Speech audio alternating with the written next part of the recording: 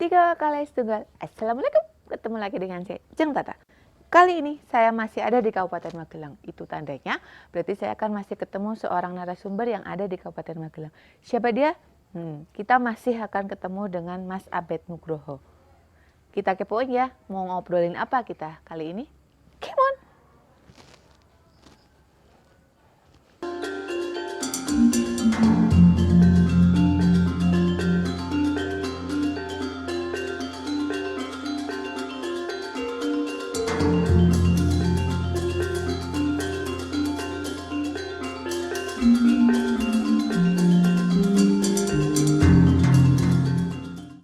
Sahabat Jeng Tata semuanya, masih ketemu lagi dengan saya dan masih dengan tamu istimewa saya kali ini adalah Mas Abed Kisodong.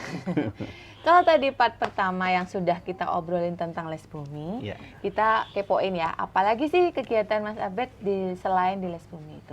Mas Abed, selain di les bumi tadi yang sudah kita obrolin panjang kali lebar, kiprah berkesenian Mas Abed Kisodong itu di mana? Apa aja sih, Mas? Jadi sebelum saya menjabat sebagai ketua les bumi tahun 2008 itu, saya sebenarnya mengawali aktivitas banyak di Jogja. Saya ikut satu sanggar di dulu IAIN, sekarang jadi UIN, Sunan Kalijogo. Saya ikut di Sanggar Nun. Di situ saya berproses mulai dari awal hingga saya pulang kembali ke Magelang. Jadi saya 18 tahun berproses di Jogja sehingga banyak serawung dengan teman-teman seniman di Jogja. Nah, di Jogja ini menjadi proses dan perjumpaan saya dengan beberapa rekan-rekan seniman yang salah satunya ini kita membuat satu kelompok musik bernama Ki Ageng Ganjur. Ki Ageng Ganjur ini dulu pendirinya termasuk adalah Dr. Aljastro, itu juga Ketua Les Bumi Umum Pusat dulu di 2008. Beliau menjabat 2 tahun atau 10 tahun ya, 2 periode selama 10 tahun sebelum diganti oleh Dr. Agus Sunyoto. Beliau ini yang menginisiasi untuk mendirikan kelompok musik Ki Ageng Ganjur. Ki Ageng Ganjur sendiri ini adalah sebenarnya kelompok musik yang punya misi dakwah. Jadi tugas utamanya itu, nama Ki Ageng Ganjur pemberian dari Kiai Haji Abdurrahman Wahid atau Gus Dur. Karena beliau dulu adalah asistennya Gus Dur sehingga diberikan nama Ki Ageng Ganjur ini adalah salah seorang ulama wali penyebar Islam di daerah Purwodadi. Nah, ini spiritnya beliau ini berdakwah dengan membawa alat musik yang namanya genjur.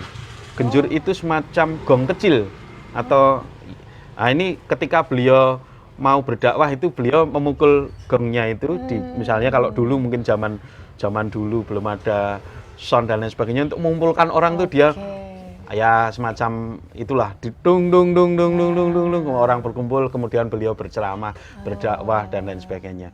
Spirit itu yang dibawa Ki Ageng Ganjur untuk berdakwah. Jadi grup Ki Ageng Ganjur ini sudah melanglang buana hampir seluruh Indonesia, mengelilingi Nusantara dari Sabang sampai Merauke sampai Aceh, Melabuh sana juga pernah. Kemudian Jawa ini sudah hampir semuanya, di Sulawesi, di Lombok, Bali dan lain sebagainya sudah banyak. Kemudian terakhir juga kita juga sudah sampai ke Timur Tengah untuk ya sama sifatnya membawa misi budaya, ada di Dubai, Qatar, beberapa daerah di Timur Tengah saya lupa namanya. Kemudian di Eropa itu 3 kali putaran, di Eropa itu hampir di 8 negara di dataran Eropa, di benua Eropa, Belgia, Jerman,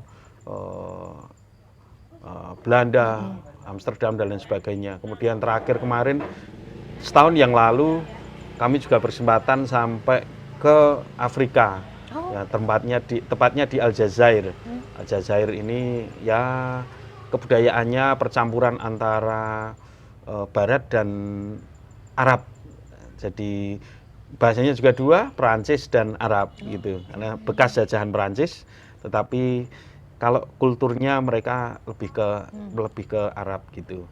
Nah, ini Ki Ageng Ganjur seperti itu. Misinya sama, mengenalkan Islam melalui seni dan budaya gitu, Mbak.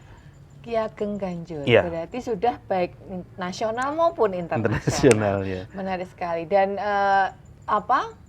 membawa pesan misi tersendiri itu ya. Itu bentuknya apa, Mas? Kalau sahabat cinta ingin tahu. Nanti bisa teman-teman cek di YouTube atau di Google ya, Ki Ageng Ganjur. Ini kita membawa, kalau instrumennya kita musik ya, kelompok musik, instrumennya ini serupa dengan senior saya Kiai Kanjeng ya, Cak Nun, Kiai Kanjeng itu juga kawan-kawan saya juga. Ya, personelnya kawan-kawan kita juga, sama-sama di Jogja waktu itu. Instrumennya seperti itu, ada gamelan, ada alat-alat musik modern dan lain sebagainya. Lagu-lagunya kita juga banyak sholawat, syair-syair, kemudian kita mengubah lagu-lagu pop religi, diaransemen ulang dengan versi kita. Ya, kita juga terakhir banyak berkolaborasi dengan banyak artis ibu kota. Band-band ya, band-band ya, mulai Leto, Iwan Fals, Slank, kemudian Fadli, Padi itu ya, kemudian kalau artis yang perempuan ya ada Mbak Mel Sandi yang selalu ikut, kemudian Mbak Evita Mala, Rita Sugiarto, Cici Paramida, banyak sekali lah artis-artis yang sudah, nah bisa dicek di Google. Mereka juga kita ajak untuk menyenandungkan lagu-lagu yang Islami, karena kita misalnya lebih ke dakwah. Kita juga banyak acara-acara on air di TV waktu itu, di TVRI, di TPI sebelum ada Trans TV ini dulu masih ada TPI, ya itu kita banyak mengisi juga konten-konten di TV nasional juga selain off air. Kemudian kalau itu formatnya adalah media dakwah, berarti selain memainkan musik dan senandung-senandung lagu, berarti ada ceramahnya. Oh iya. Ada dakwah. Iya betul. Jadi kita kalau komposisinya kurang lebih 30% itu ceramah, 70% hiburan. Karena ini metodenya kita itu menyenangkan hati masyarakat dulu. Masyarakat disenangkan hatinya dulu dengan hiburan, kita kasih hiburan, kesenian, tampilan sambil mengingat Allah misalnya. Karena dalam lagu-lagu ada tujuan tertentu, ada spiritnya tertentu. Nah, di sisi-sisi itu ini Dr. Aljasra ini yang biasa menjelaskan dan memberikan materi-materi spirit tentang keislaman ya. Selain menjelaskan lagu misalnya, maknanya lagu ini apa, misalnya menjelaskan lagu Lir Ilir karya Anjeng Sunan Kalijogo ini diterjemahkan, kemudian spirit yang bisa diambil apa, ini Dr. Aljasra yang menyampaikan. Memang kita perpaduan antara musik dan dakwah gitu. Berarti dikupas satu-satu misalnya. Iya betul. Kita lagi mau nyanyiin apa nih? Iya, gitu. dikupas kemudian satu itu iya. dibahas. Iya. Kemudian Mas Abed, menurut Mas Abed, kalau ketika dalam sebuah teori ya ada transisi dan transformasi sebuah lagu pop misalnya, kemudian ditransisikan dengan lirik-lirik atau apa ya, lirik pesan-pesan moral gitu, menurut Mas Abed gimana? Supaya mungkin biar orang familiar dulu nih dengan nadanya, tapi padahal sebenarnya isinya adalah pesan-pesan moral atau gimana? Saya kira ini soal ekspresi berkarya saja. Jadi hari ini banyak sekali seniman-seniman ini menggubah, mengambil lagunya, tetapi isinya diganti dengan syair yang sifatnya keagamaan. Ini salah satu strategi juga bagaimana memfamiliarkan ya. Jadi supaya orang masyarakat ini lebih familiar. Sudah biasa nih dengar lagu ini, nah, tinggal syairnya saja diganti. Saya kira secara hak cipta mungkin ya memang, kalau secara hak cipta tentu kita harus berizin dan sebagainya. Tapi saya kira sampai hari ini kalau urusannya untuk dakwah, saya kira tidak ada yang keberatan, karena ini menjadi satu ganjaran yang bagus lah saya kira. Satu kata yang saya ambil adalah ketika bermusik untuk berdakwah, itu menjadi sesuatu yang menarik. Nah, saya penasaran banget Mas Abed. Menurut kacamata Mas Abed, ketika musik itu menjadi salah satu media untuk berdakwah, padahal ya saya nggak mau bilang, tapi ada satu sisi lain yang bilang musik itu nggak boleh loh misalnya, atau di kacamata Islam yang lain musik itu nggak boleh atau bagaimana? Mas Abed gimana? Ya,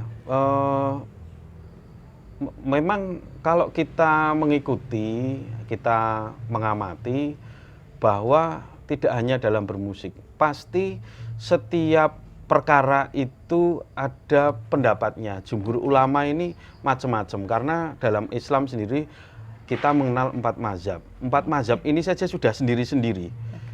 yang satu membolehkan, yang satu tidak membolehkan, yang satu membid'ahkan, yang satu hanya makruh, menghukumi sendiri-sendiri.